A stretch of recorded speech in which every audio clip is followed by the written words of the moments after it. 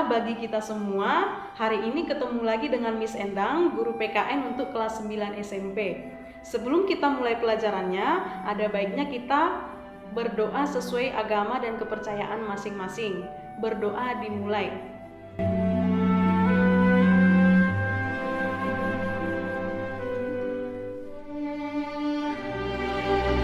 Berdoa selesai. Sebelum kita mulai materinya, ada baiknya pastikan kalian sudah menyediakan pulpen dan alat tulis. Kalau ada penjelasan Miss yang kurang jelas, boleh nanti dicatat di sana. Dan kalau ada poin penting silakan dicatat supaya kalian lebih memahami materi ini.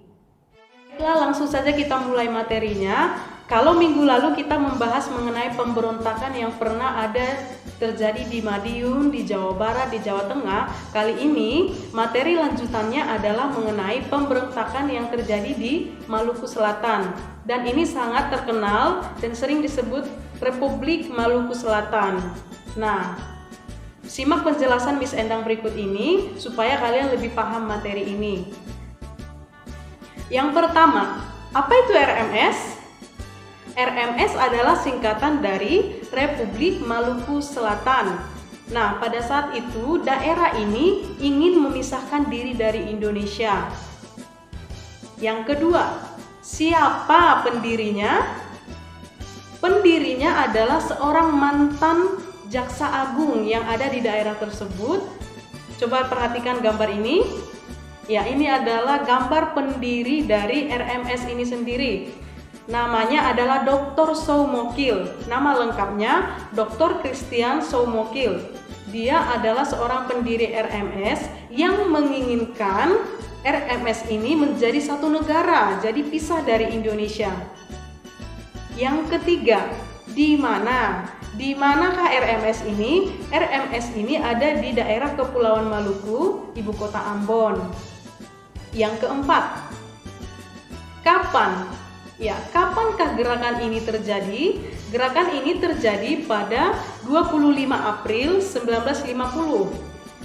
Jadi gerakan ini terjadi 25 April 1950 setelah Indonesia merdeka, bukan?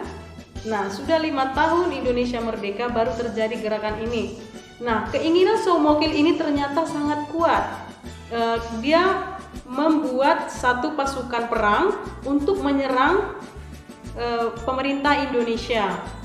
Kemudian mengapa Soumokil menyerang pemerintah Indonesia? Seperti yang di awal Miss bilang tadi, bahwa Soumokil ingin mendirikan negara sendiri lepas dari Indonesia.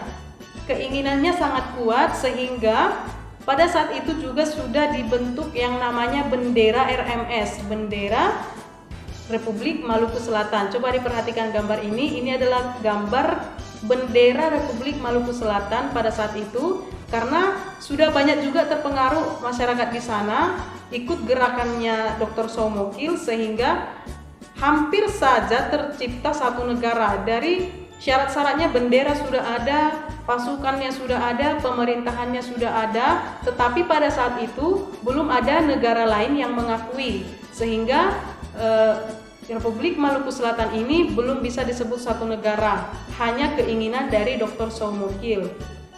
Kemudian kalau ditanya, lalu bagaimana akhirnya? Setelah terdengar kabar ini di pemerintahan pusat, kemudian Soekarno yang pada saat itu adalah seorang presiden, menurunkan seorang perwakilannya ke daerah RMS ini untuk meminta negosiasi. Daripada perang, lebih baik kita negosiasi. Kemudian mereka diskusi bagaimana jalan keluarnya. Ternyata orang yang diwakilkan oleh Soekarno tersebut datang ke daerah RMS ditolak oleh Dr. Soumokil. Kenapa ditolak? Karena dia tidak mau memang bergabung, walaupun diminta dengan baik-baik gak mau. Terakhir bagaimana? Akhirnya Soekarno menurunkan pasukan dari pemerintah. Pada saat itu namanya masih APRIS.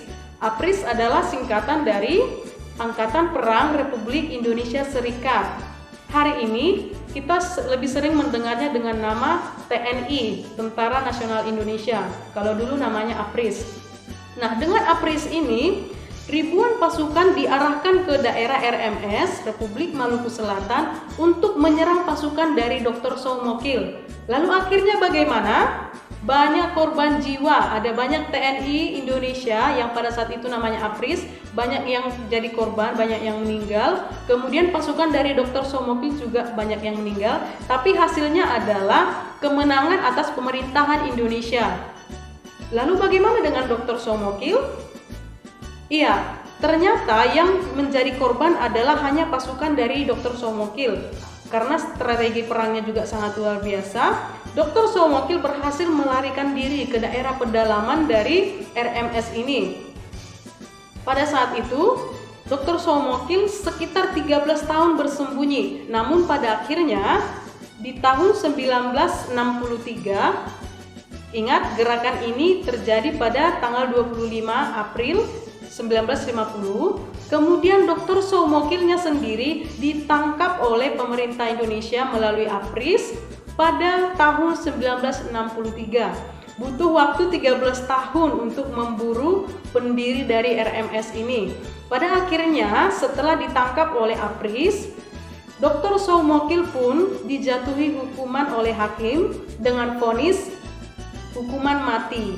Jadi setelah itu, angkatan perang yang masih tersisa di daerah Republik Maluku Selatan pun sudah menyerah dan banyak yang bergabung dengan tentara Indonesia.